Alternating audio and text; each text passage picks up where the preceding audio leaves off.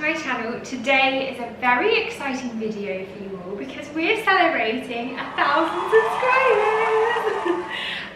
So thank you for being here first and foremost, like honestly from the bottom of my heart. I'm so grateful for you all tuning into my videos where I overshare and bake, so thank you.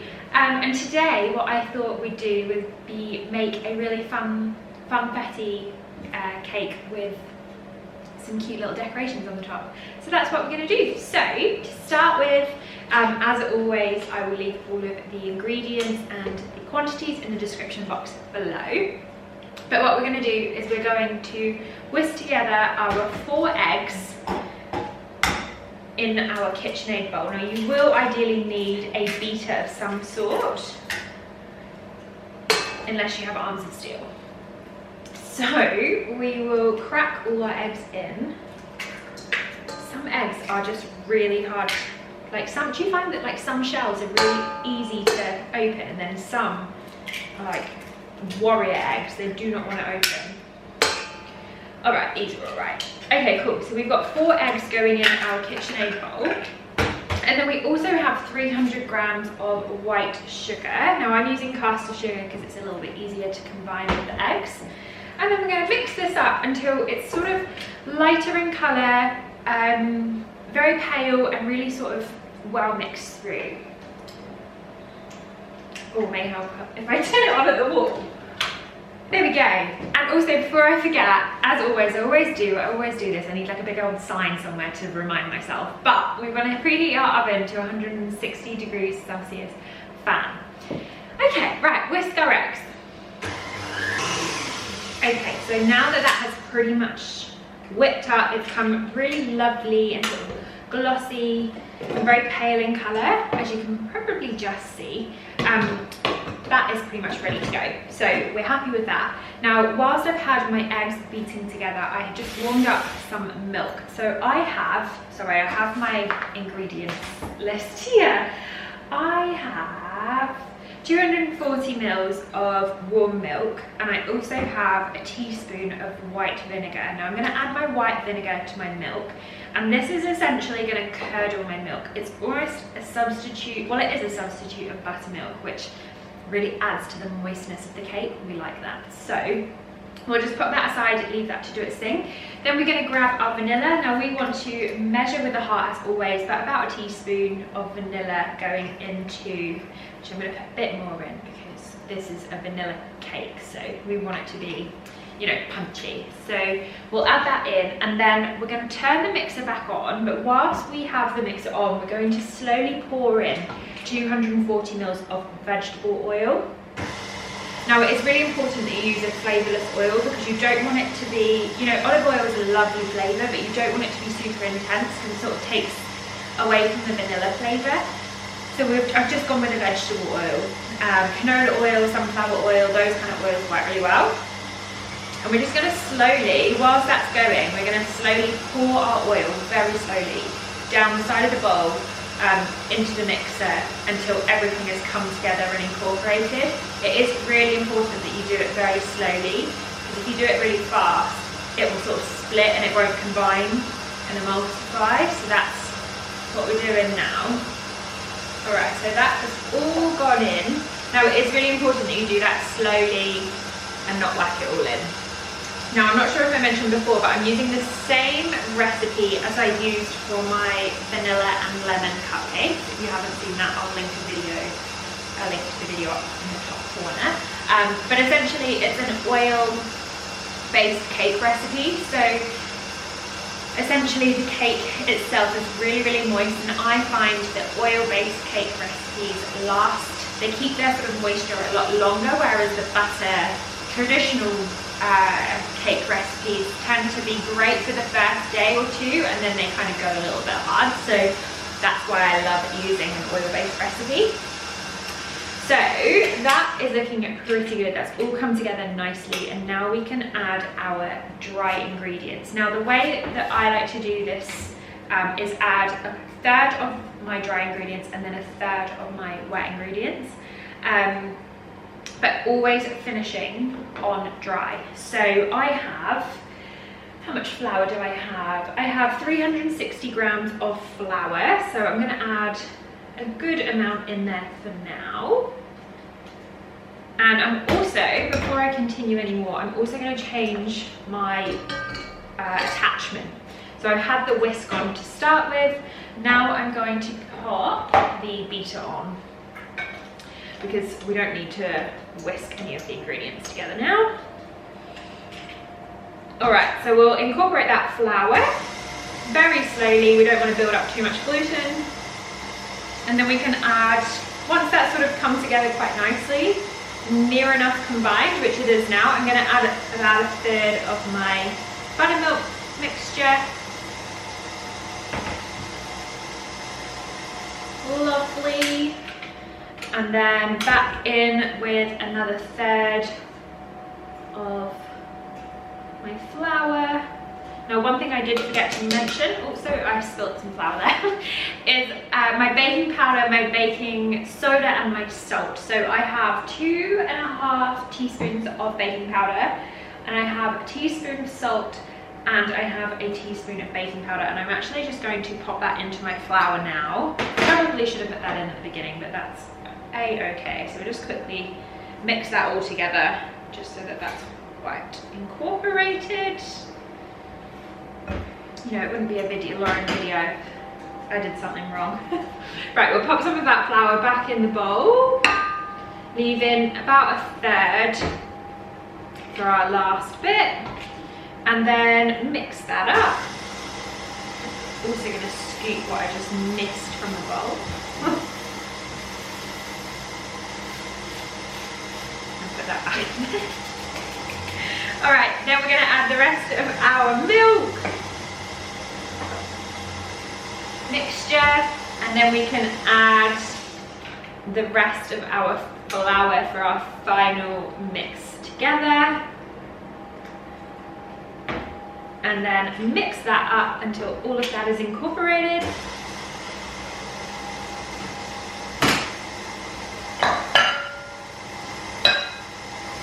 Have a slurp of your coffee or tea if you have one.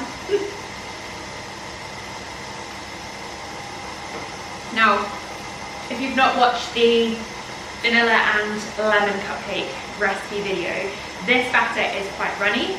Don't be alarmed, that's exactly what you want.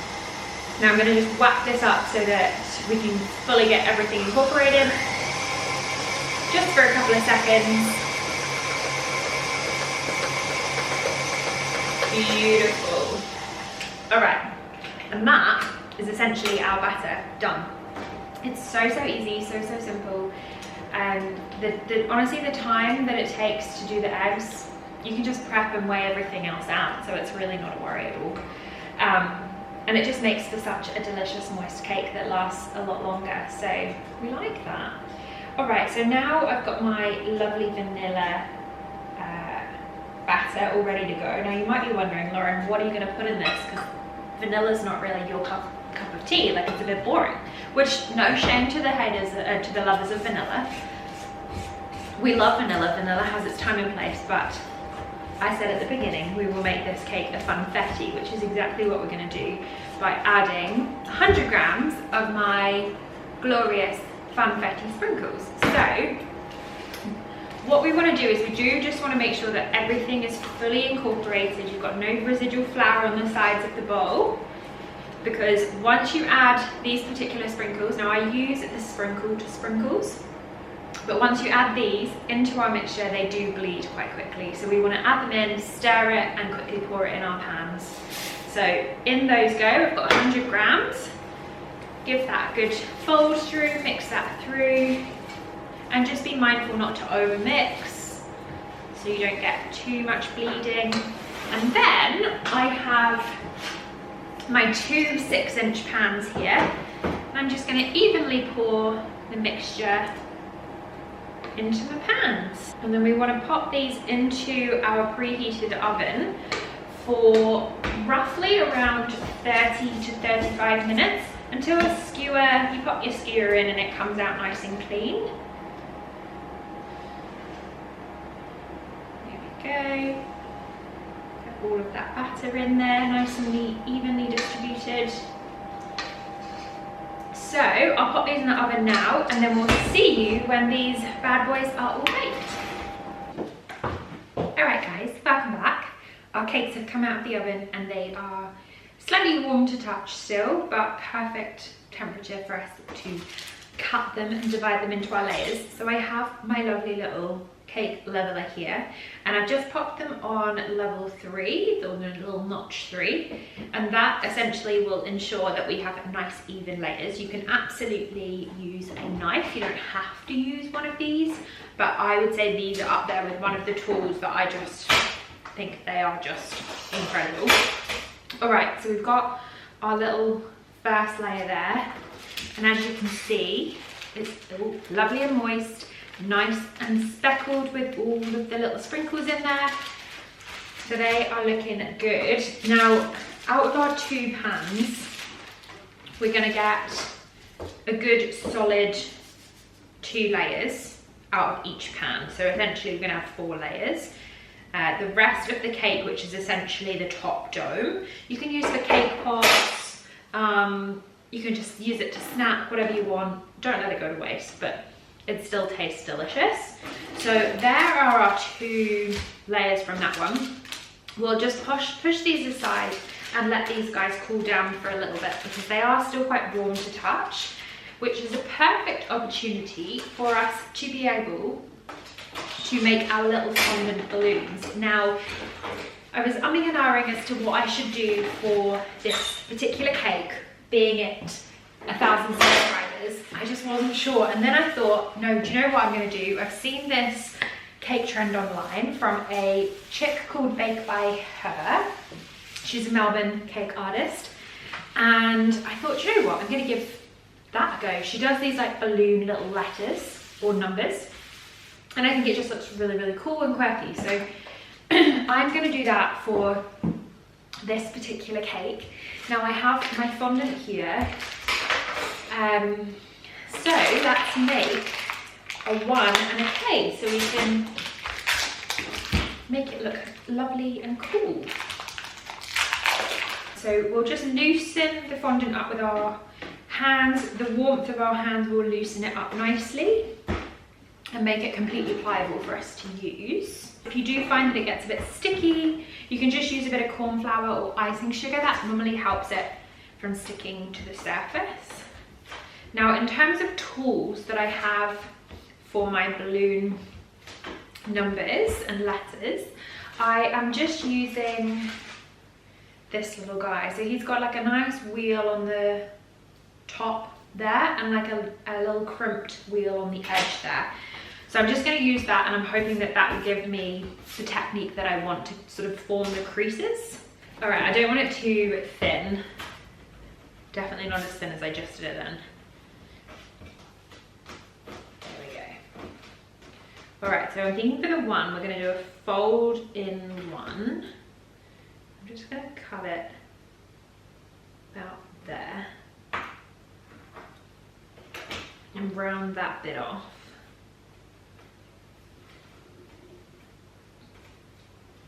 So it looks like the end of a balloon, but still looks like a 1, if that makes any sense.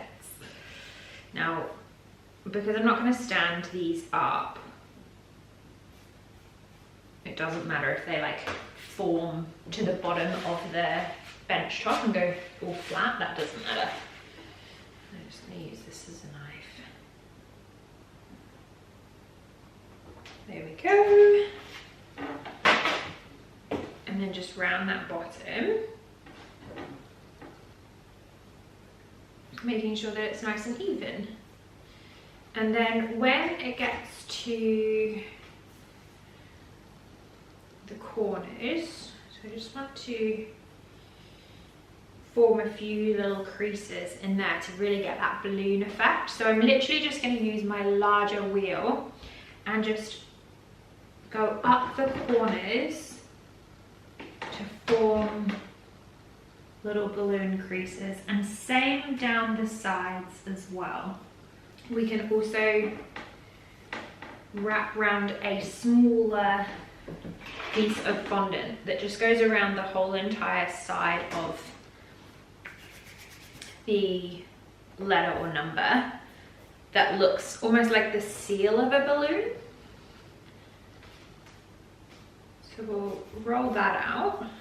Okay, so I'm just using my water and my brush to stick down the extra bit of fondant that I have just made that will help us achieve that balloon look.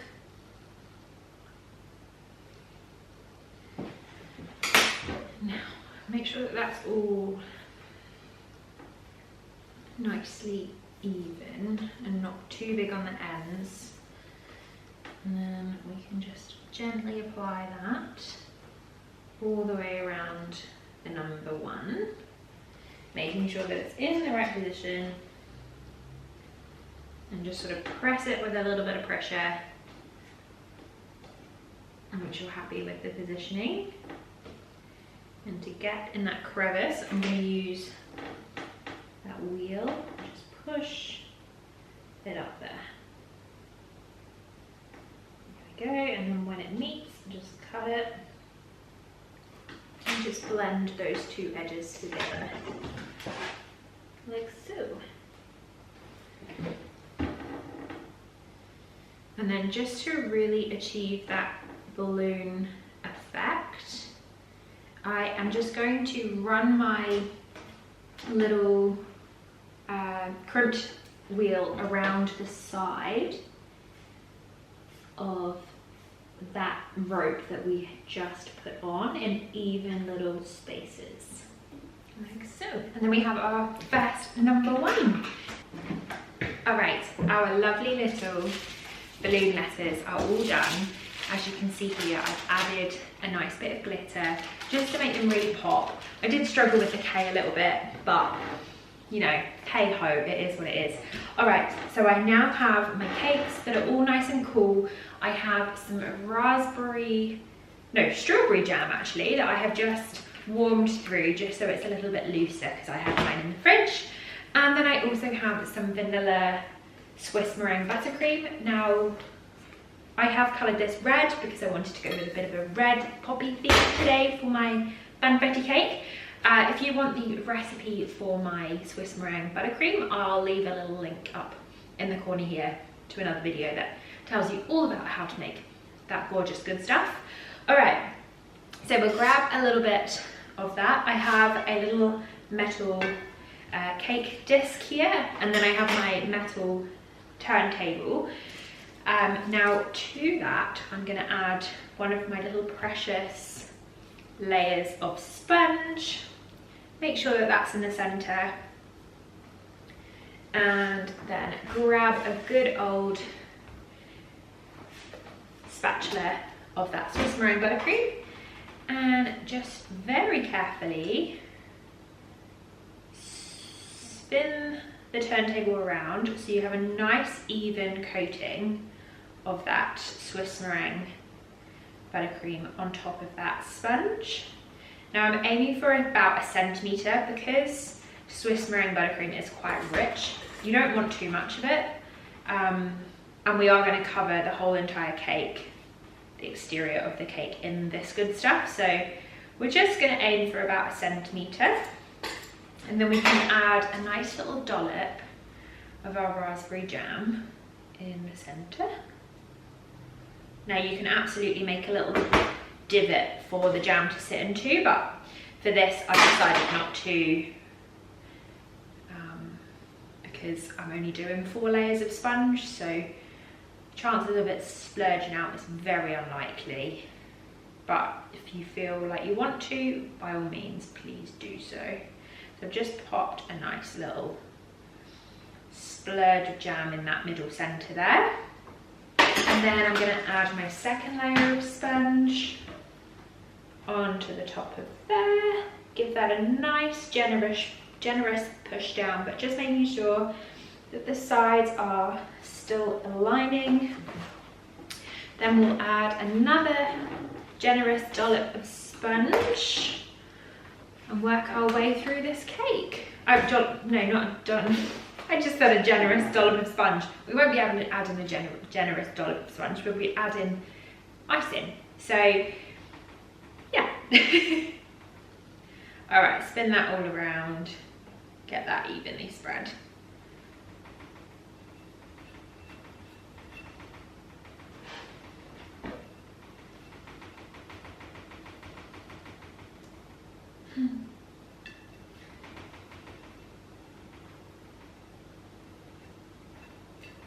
Like so. Add a little divot just so you guys can see what it's like when I add a divot for the jam to sit in.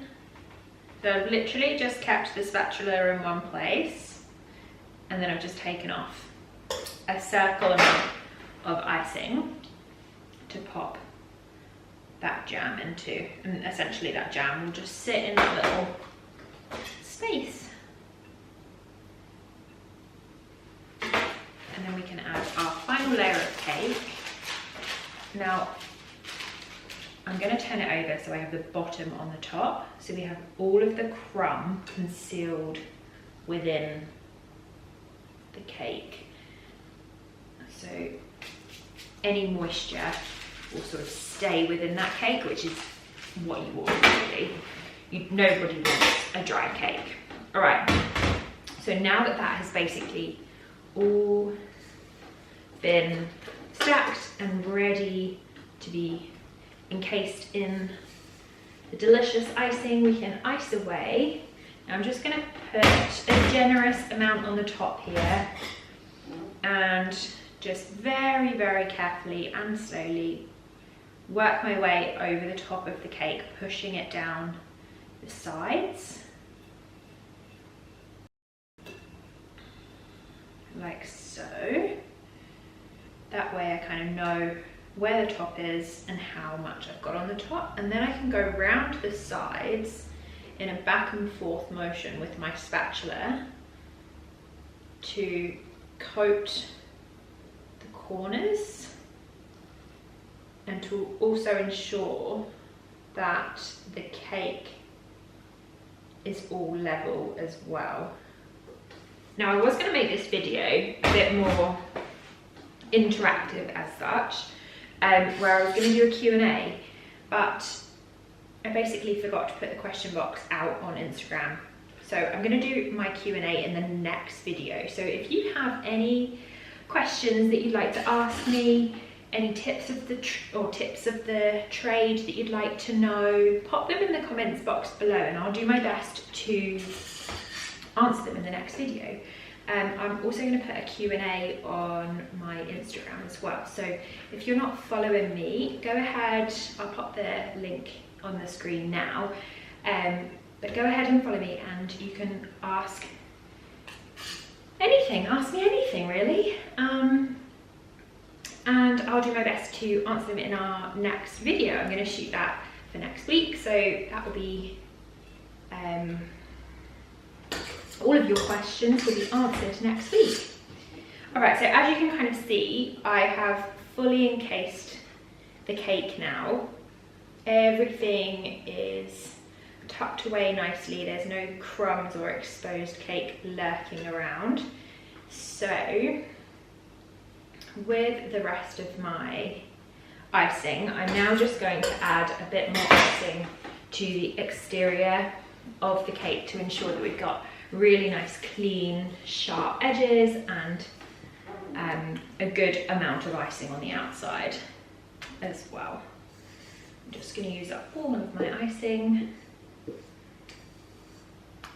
Now, one generous 6-inch cake will be the perfect amount of icing in my recipe video that I have got up, so you will not run out of icing, you will have plenty. All right, we'll go around the sides as we did before.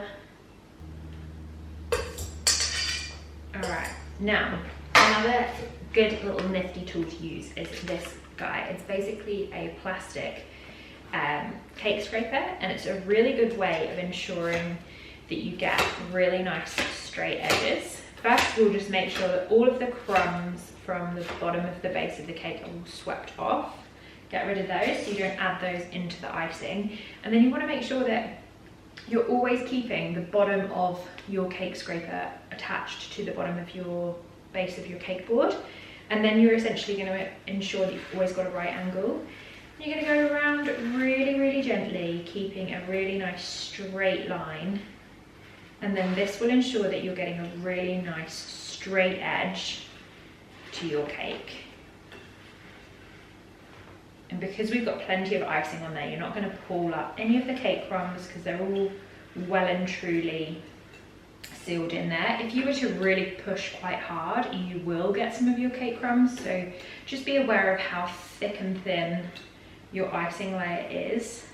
But as you can see, it sort of wiped everything really cleanly. It's, you know, we didn't need to take off much at all. And then we're going to go on the top and essentially pull into the center with the top, and that's going to ensure that you've got a really nice clean sharp edge on that top corner, like so. Now if there's any little bits that you want to retouch, absolutely go in and do it again, but I would always finish with the top. But I'm pretty happy with that, to be very honest. So then I'm just going to pop on my lovely little balloon letters onto the top, like so, in the center, and then wiggle them around as I need to, like so.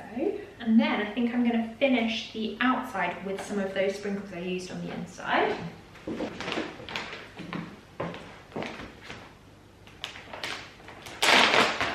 that around a little bit. Make sure that that's nice and centered. And then just grabbing those sprinkles and literally just running them around the edge of the cake. Obviously you can decorate your cake however you want to, but for this particular recipe I really wanted to do something fun and to celebrate you supporting me in my wannabe career. So if you do want to do so, please feel free to share this video with your friends or share my channel with your friends. I would really, really appreciate that. And then we'll be on our way to 2,000 subscribers, hopefully very, very soon. There we go. And there we have it, guys. We have our lovely vanilla Funfetti 1K subscriber cake. Yay! Alrighty guys, there we have it. We have my 1K subscriber cake. Thank you so much for watching. I hope you enjoyed today's video. It was a bit of a random one, but I just wanted to do something a bit fun for today because obviously I'm supposed to celebrate all of you guys for watching. I am extremely grateful, so thank you so much for being here. Thank you so much for sharing my videos with your friends and everything, and feel free to like, share and subscribe as always, and share this again amongst your friends, and hopefully we will see you next week. But I hope you have a lovely week and we'll see you then. Bye guys.